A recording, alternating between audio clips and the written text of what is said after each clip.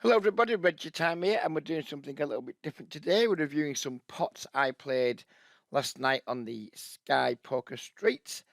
Um, they're all at 30 tables. I only played for around an hour, but we got a few decent spots in, and looking forward to looking back at them. There's a few spots that are probably pretty standard, and then there's a few spots that I think are at least somewhat interesting theoretically. But let's get stuck in and see what's going to happen. We have the pocket jacks here. We have two limpers, as you do. I've gone dog in here, who's a reg, probably one of the highest volume regs on the site, I would imagine, in terms of like how many hours he puts in. So maybe not highest volume, but certainly puts the hours in.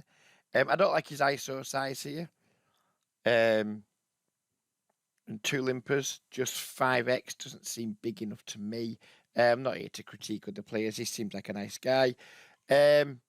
I just don't like this ISO size. I think he's just going to go multi-way way too often, which, fine, on the button, not the worst thing in the world, but we want to try to get heads up where we can, sometimes just take it down pre, etc.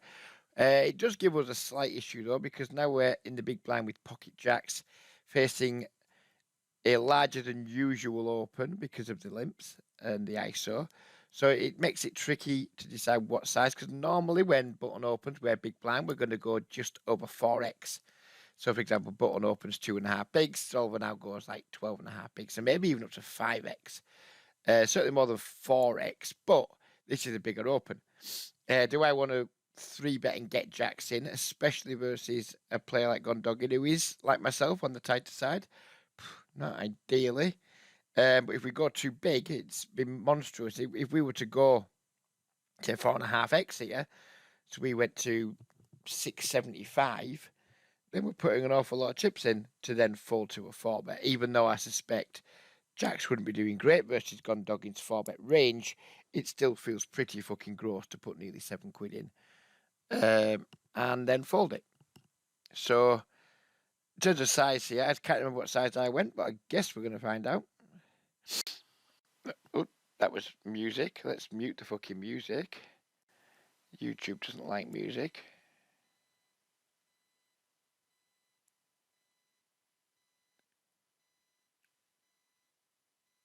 I went with 16 big blinds, just over 3x. Probably fine, but who knows? So you can't run these spots in Wizard because Wizard doesn't allow limps, etc. So who knows what this size should be? I don't. You might. I don't. This seems okay. Fold as expected.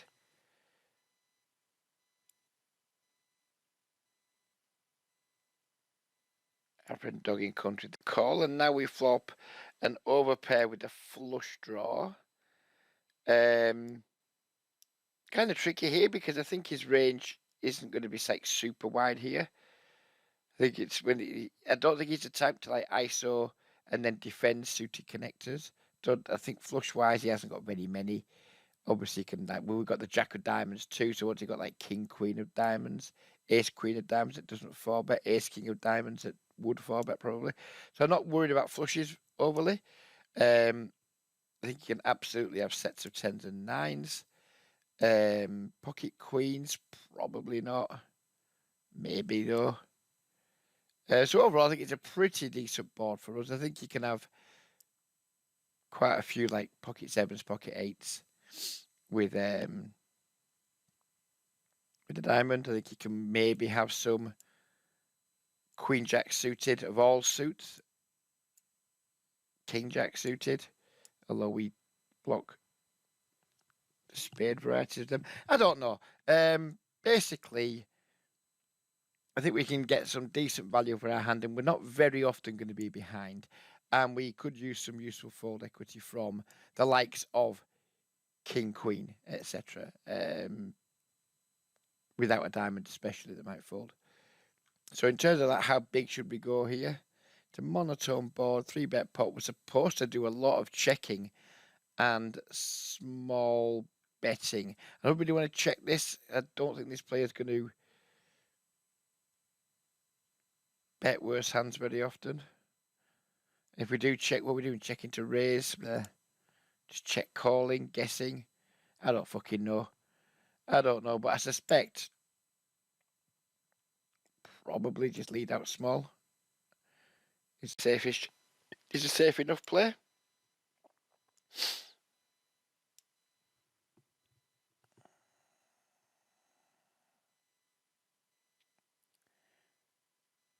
We do go small. He calls very quickly. Ace on the turn. He could definitely have some ace-x, some offsuit ace-x, ace-queen offsuit.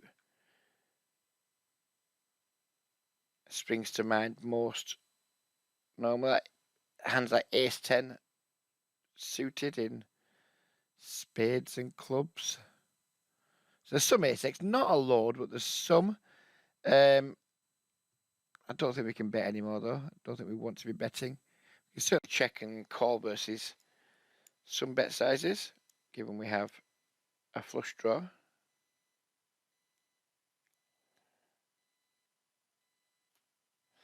Checks back. River 4.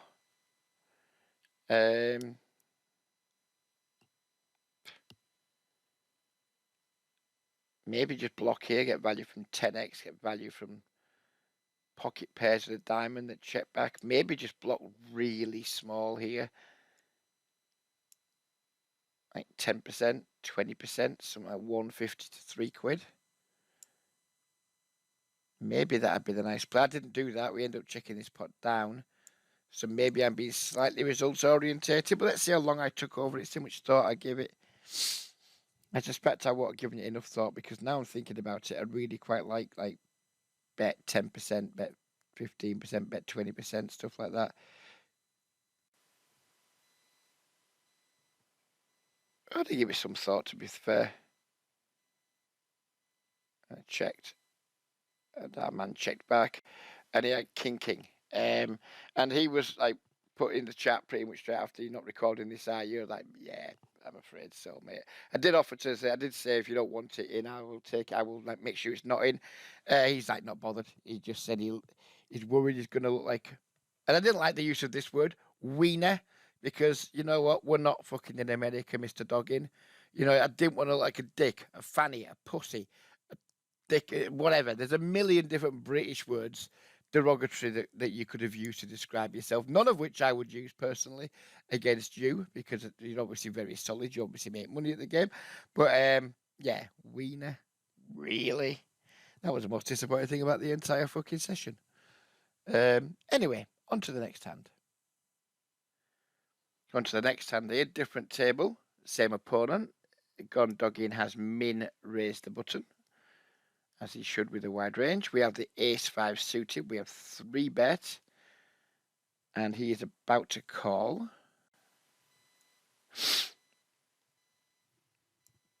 Here we are, just taking a note look, because that's what we should do. This will become relevant later in the video. We get the ace-5, sorry, the king-deuce-5 flop. I think we have a mandatory c-bet here for 1/3. I don't think there's too much else to say about it. It's just like king low, relatively dry. Yeah, there's a flush draw, big deal. There's almost no straight draws he can have except ace-3, ace-4. So it's a pretty dry board. Standard shit reg 1/3 c-bet. Crack on with the next street.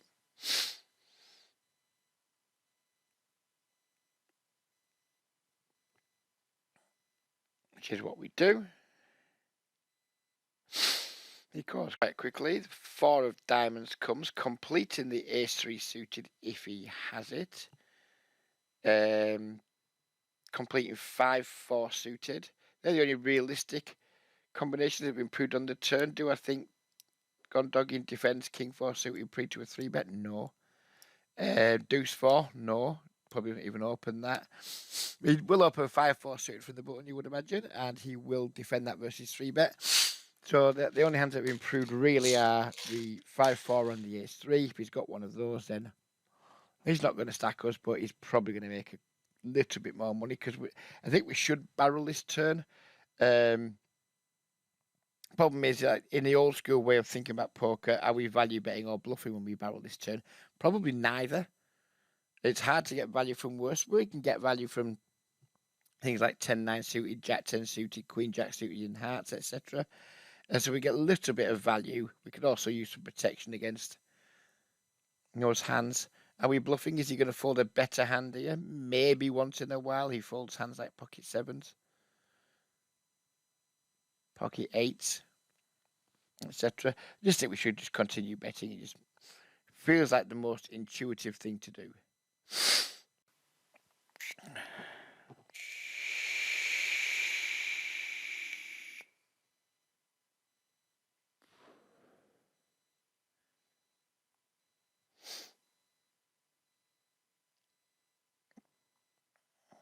Again, he calls relatively quickly, which is usually indicative of draws, and in my experience, kind of like weakish made hands.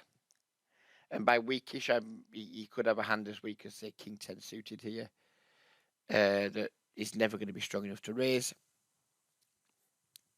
too strong to fold, etc.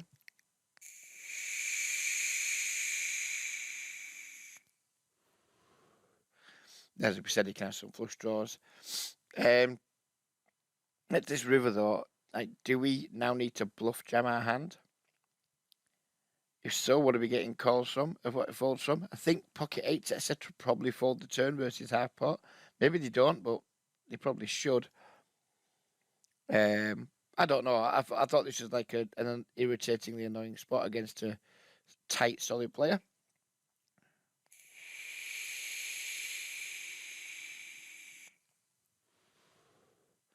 With our hand, I think it's maybe slightly too strong to turn to a bluff, but am I overvaluing showdown value here? I mean, like, the MDA rules that I've got written, like, we should just bluff here on the river.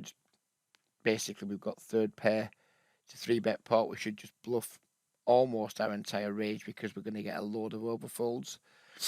But that's a hard trigger to pull sometimes. As a human, when especially when we've got showdown value, or a little bit of showdown value.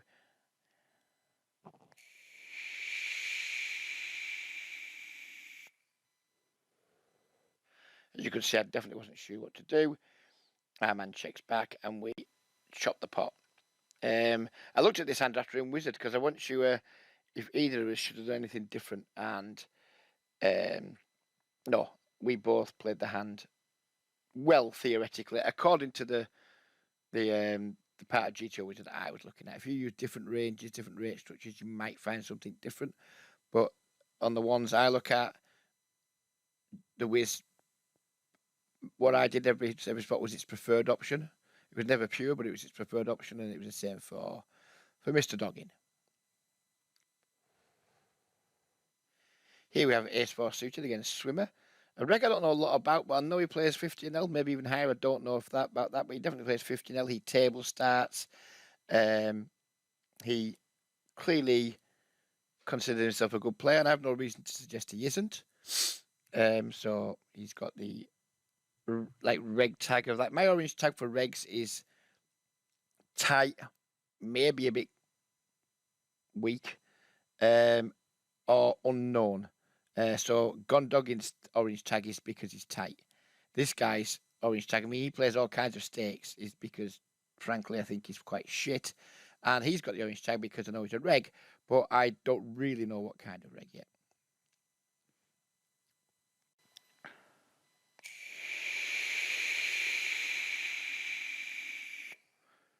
We call them flop trips. Your man bets small, as most players do in these spots these days. I think you can, well, I don't know what I think, so I'm saying nothing. We call, turn queen.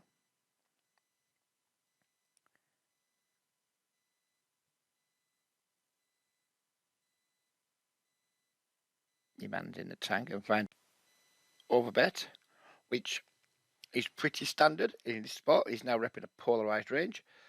When he barrels this turn, he's either got like a really strong ace, probably equity-driven bluffs and not much else. For example, he's not going to bet pocket kings for this size. He's not going to bet pocket jacks for this size, but he's going to bet like a lot of ace-x this size. Maybe not his weakest ace-x, weaker ace-x, but he's going to have pocket queens, etc. So he's going to have some good hands in this range. He's going to have some equity-driven bluffs. I think we do nothing else but call.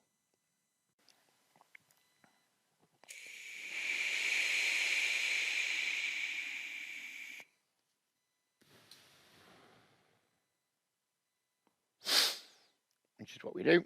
And we river a full house. And this is interesting now. Should we now lead this to prevent him checking back? Well, no, we shouldn't because he's polarized on the turn. Ignore me. I'm talking out my ring piece. I think we just have another check here. I think having turning like starting to lead this, it's going to be a mistake. I'm not going to want to lead flushes, for example, on the double paired board. What do we get value from that checks back? Queen X maybe, but Queen X of what? Doesn't have it. Now the Queen of Hearts has come. Yeah, I just think check.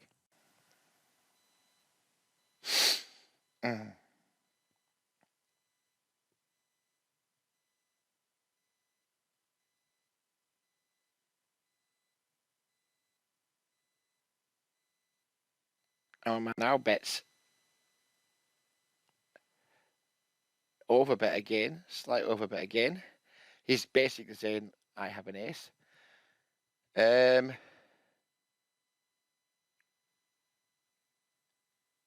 mean, we should just rip here. We literally lose to exactly quads. We should just rip. I think at the time I just thought, well, this is going to be a chop. Or if I jam and he, if we jam here and he calls, best we can do is chop. I don't think we ever win the pot outright. Maybe we should still just jam. I don't know. I just didn't want to pay more rake. I kind of wanted to see his cards too. Goodness me, that was a trump. Kind of wanted to see his cards too. So I think we just called here.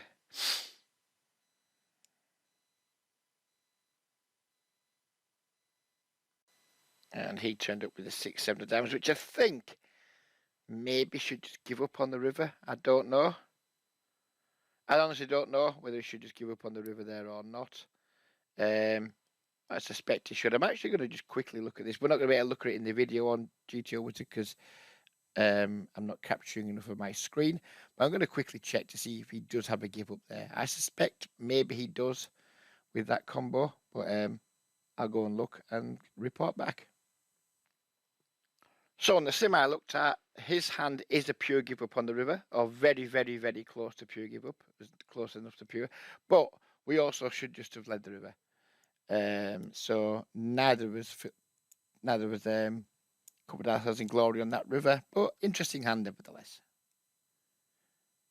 Now apparently the next hand is straight after this one.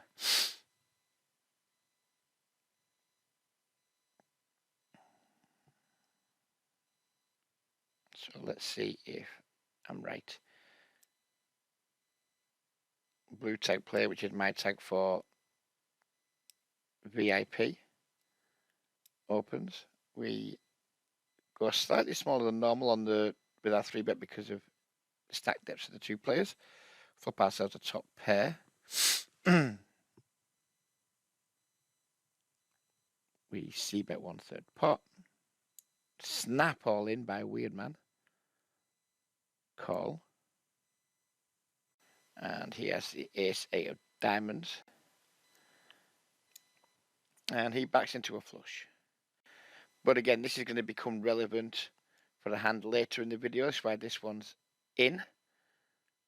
Because this player has like called a 3-bet with ace of diamonds, obviously not a thing. On the flop versus small c-bet, he's jammed. And this is the second time that we've seen this guy in this video. We didn't see him in the video, but I took the note earlier that he, in old school language, overplayed his hand. In new school language, he basically took a hand with kind of like medium strength and then just overplayed it by being too aggressive. If any of you watch the Pete Clark videos content, and if you don't, I suggest you should if you want to improve your game. He's very good at helping regs like me and recreational players improve. It's a bit strange. Sometimes you watch his videos and they can be a little bit like a little bit cringe, but they're really good content in terms of breaking down how we should think about poker. So in Pete Clark in characters terms, he's basically made quite a large polarization area, and by that he means he's bet and been too aggressive with a hand that doesn't want to be that aggressive. He's had like a type of hand that wants to maybe just call and then raise with it. That's what's called a polarization area, and that's what he's done here. And he did it earlier, and this will become relevant later in terms of helping me make a decision that might work out for me, might not, but it certainly helped me make a decision. And this is that very hand. We have the Jack 7 of clubs. Our man's limped under the gun. And we flop a flush draw. We check. Our man checks. We turn a pair to go with our flush draw. We check again. Our man checks again. We river a flush. We go with a small bet here. And our man decides he wants to put all the money in. And this is for whatever that is. 100 and something big blinds. It's extra 12. 140 big blinds. Just wants to rip 140 big blinds into a pot that before this was minuscule. And normally, this would be a tough spot. Because, yeah, we've rivered a flush, but the man's gone all in. He's basically saying here, I have an ace-high flush. But does he? I mean, would he have not put money in early with like an ace-high flush draw? He'd have had a pair and a flush draw. To be honest with you, it's not that tough a spot, really, is it? We just have to call.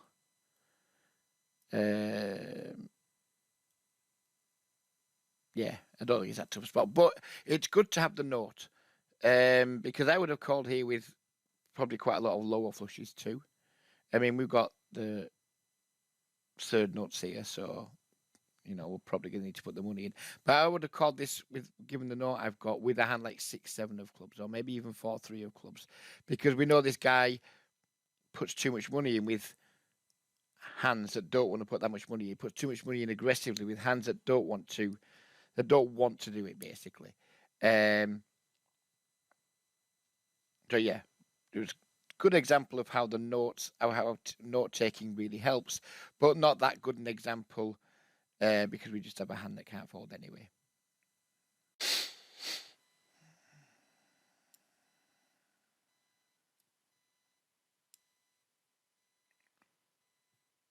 And your man just rivered 2 pairs and didn't understand that when he jams his 2 pairs, 2 pair could easily be the best hand here when we lead out for like whatever we did in the river 2/3 pot or whatever. I think he can raise his hand. It should be a raise fold. He just decided he wanted to play for all of it, not understanding that when he gets called, he only really gets called by flushes here. I mean, maybe against this guy, we have to call with like ace jack that we never have. What would be the worst hand we could have here that? Right, what worst 2 pairs can we have? Would we have to call this? No, could we have bet Jack 8 on the turn? King 8. We could have some King 8 here. Ooh, that'd be rough, wouldn't it? That'd be rough. Don't know, but we had a good note, and we've got that good note to take forward with us. So here we have the Ace King of Clubs versus your man Swimmer. He's isolated a limper to 4x. We've 3-bet the small blind Ace King suited. All very standard so far.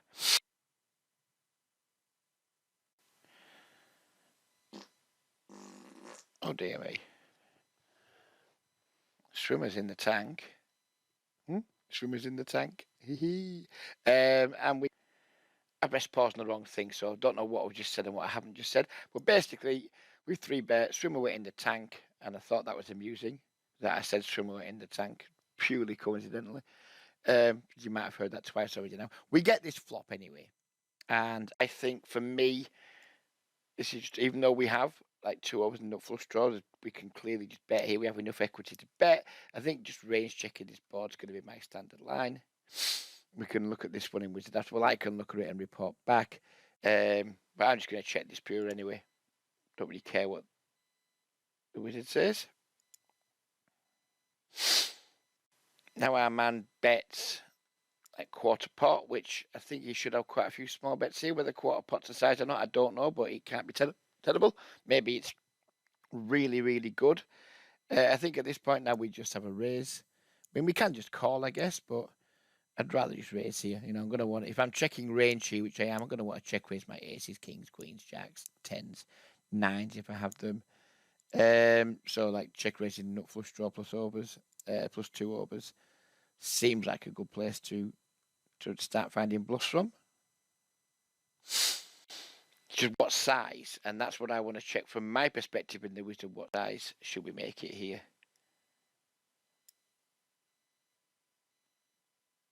And I don't know, frankly. I'm going to learn something.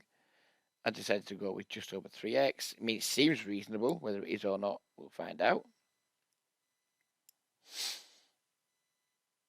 Swimmer deep in the tank again. Finds the rip. We obviously call. He has the 6-7. And he gets there because fuck you, Reg.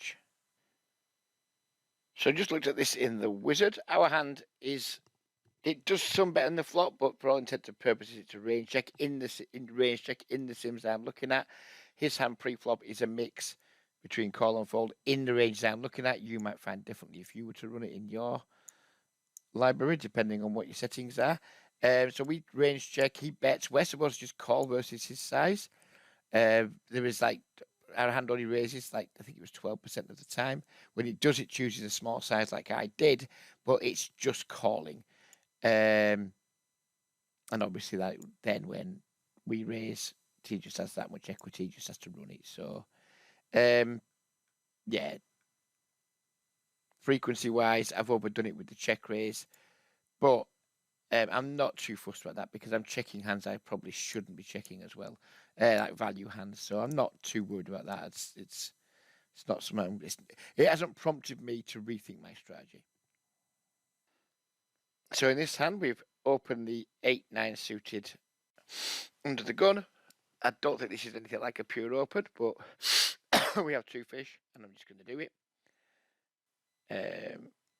We flop 2 pairs on the board that we. Then our man min bets. This guy calls. I think we used to have a pretty easy raise, which is what we do. Turn queen of clubs, and we got called in 2 spots multi-way here. Let's move it on to see stack sizes. But we have SPR now of 1.5. Yeah, Jack 10's got there, Queen 9's got there, Queen 8's got there. All these hands are in range, you would imagine, with 2 recreational players, 2 VIPs. Call them what you fucking will, I don't care. But we don't want to check here and like just allow 2 hands to realise all of their equity. If we were deeper here, it'd be harder. If there was like 25 behind, it'd be a much grimmer spot. But we're basically SPR 1 with him, SPR 1.5 with him. I think I just jammed here, and I think I stand by that play. We can definitely get called by worse hands. Yeah, we're going to run into better hands sometimes. When we do, just suck it up.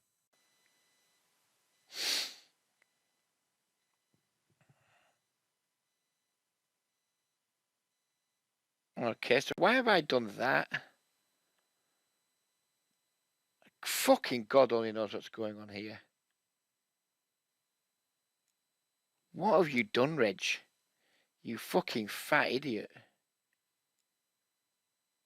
I mean, what is this? The fuck is this? Oh, get in the fucking bin, Reg, you fucking prick. Should have just jammed. Get it all in. Anyway, we are absolutely fucked. I thought the queen might improve both players' ranges. Didn't think it would improve it to 2 pairs with the queen 3, but never mind. these are the joys of playing in these games, and also the downsides of playing these games. Downsides are sometimes your good hands get ironed out by hands that shouldn't exist, but we should never, ever, ever, ever be sad about that because, excuse me, we should never be sad about this because we just want players like this in our games who are just making pretty bad calls. I mean, this guy's limp queen 3 suited under the gun. Sorry, he's called a min open with queen 3 suited middle position. He's min bet the flop with bottom pair and called a raise. I mean, you want that. You want to be playing against players like that. And sometimes their hands are going to improve on the turn and turn you over. It's just poker, isn't it? Oh, yeah. Oh, yeah. What a river. What a river. So this is going to be the last hand of the video. We have this VIP opening the button. We have 2 kings. We're of course going to 3-bet. Maybe normally here versus 3x, I would go to 360 or even 390 from the small blind. But because of his stack size, I will hope I go smaller.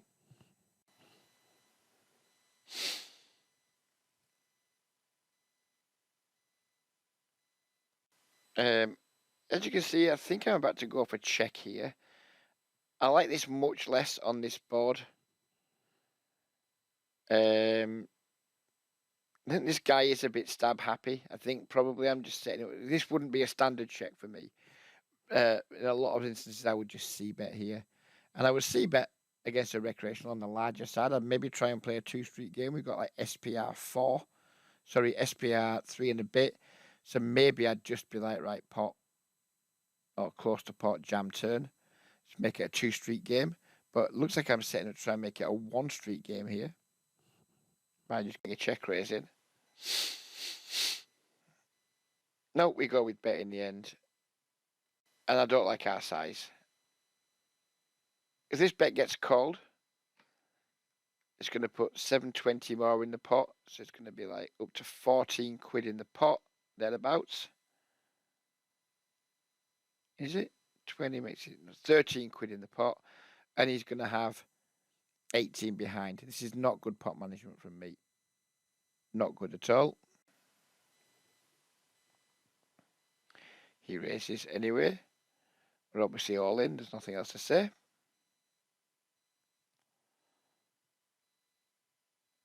E-man calls. He's just got the ace-queen off. Which doesn't surprise me. I mean, I'm surprised it's like this hand wants to raise, call it off. But I'm not surprised that he hasn't got a particularly strong hand.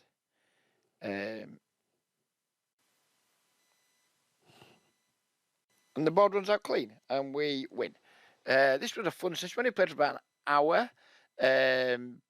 because the tables, as you can see, they were starting to just. At this point, I'm only 2-tabling, which is fine. I don't care about that. But it was getting more and more reggy. Like the fish were drying up, and I wanted to watch some snooker. So that's been the story of like the last week or so. I was talking in the Discord server I'm in last night to Waller and Juice about volume, etc. My volume is going to be pretty fucking rubbish between now and the middle of May. I'm really enjoying just 2 and 3 tabling for a start. And on top of that, I'm really enjoying just watching the snooker. Like when I was grinding 20 and L, you kind of like you need to put volume in because it's hard to get an hourly without having like decent number of tables up. But when I'm now playing 150% higher, it means I can reduce my number of hands around 150 by around 150%. And if I still have the same win rate I had at 20 and or maybe even a touch better because I'm just 2-tabling, then my hourly doesn't change. My hourly should stay around about the same. And for years and years, I was always very much a proponent of that lower your table count, improve your win rate as being the best approach to poker rather than playing hundreds and hundreds and hundreds of hands per hour. Autopilot in your B game, B minus game, B plus game for most of that time and like just like cutting your win rate. There's always that kind of like dilemma to be had. Like what's more important, hourly or win rate? How do you get the best of both worlds kind of thing? Most regs typically go with the volume, down the volume route. And, it's fine. It works. But just be aware that there's no way you're going to replicate the same win rate 6 tabling that you are 3 tabling. If you're 12 tabling and then you start at 6 tabling, your win rate would definitely improve, etc. But your hourly might drop, and it's up to the individual how they see it, isn't it? But I'm quite happy to just play 2-3 tables of 30NL Sky. I haven't got a lot of money on Sky at the minute. I only put a little bit of money on last week because Rancid was streaming Sky games. So I've got very, very little money on Sky at the minute. It's no big deal. It got more than enough to 2 or 3 table 30NL. But maybe we play some 50NL if we win, say, maybe 10 buy-ins plus at 30NL when we finally reach that milestone. Maybe we take a little shot at 50 games. Although, from scouring the lobby, 50 games seem to run very few and far between, and when they do, it seems to be mostly just regs. So maybe I won't. I've also got the skin I play on iPoker to play 50NL on. And there I'm just mostly 2 or 3 tabling, and I'm really enjoying it, to be fair. But yeah, to get back to the point, until the end of May, till the end of June, sorry, fucking Reg, get the month right, April, I'm just going to be watching lots and lots of snooker because after Cheltenham Festival, the World Snooker Championships, my favourite sporting event of the year, I've been watching lots and lots of that. Next weekend, the weekend of the semi-finals, actually, of the snooker, which is quite annoying, really, when I think about it. We're off to London to watch Peter Kay. I will make it back in time for the final, even if it means leaving London at fucking 7 or 8 o'clock in the morning on Sunday. I will make it back for the first session of the World Snooker Final, but I am going to miss most of the semi-finals, which, now come to think of it, pissed me off a little bit. But we bought these tickets 2 years ago, and frankly, it didn't cross my mind that it would clash with the World Snooker. So never mind. It should have crossed my mind, but it didn't. Never mind. So we're going to have not just per volume, but also per number of hours played. But I've had a really good 2 months. So it's not going to matter if I don't meet my goals in terms of like how much money I like to try and make from the game on a monthly basis, because the last 2 months have exceeded that amount so much that I could take the next 6 months off and still be just fine. So yeah, I hope you guys have enjoyed this Sky video. Someone did request a Sky video a while back. I think they wanted an actual live sweat video, but you get what you're given. Hopefully this video does better on views than my most recent videos, because I'm starting to lose a little bit of heart, to be honest with you, with YouTube. I'm clearly not doing very well with trying to beat the algorithm. My videos are getting lower and lower and lower views. And it is just a bit disheartening. I do this just to see. Well, when I first started doing it, I wanted to sell some coaching. And I was like, oh, I'd like to regularly start getting X amount of views on my videos. And that's dropping and dropping and dropping now. And maybe it's because my content's absolute dog shit. I wouldn't argue if that was the reason. I think a lot of it's to do with the fact that I just don't play the YouTube algorithm game, etc. I don't fucking know. But basically, I'd like my videos to start getting 3 figures of views within the first day, and then like 200 within the first week. And that hasn't been happening. And if it continues to not happen, given at the moment I'm not really bothered about looking for any coaching work or anything like that, then I'm just going to be demotivated for making content. So hopefully this one does well. Hopefully you enjoyed it, and hopefully we'll be back later in the week with who knows what. But but for now, we're going to disappear. I'm off to watch Ding Junhui versus Jack Lisowski, and then flick into a bit of whatever the other game is. Don't know what it is. And this afternoon, I'm going to enjoy watching the second part of Mark Williams versus Si Jiahui. Tonight, I don't know what the games are, but I might skip them and play poker, because I don't think any of the really big names are playing. But anyways, you don't need to know that. I'm out of here. Take care, and bye-bye for now.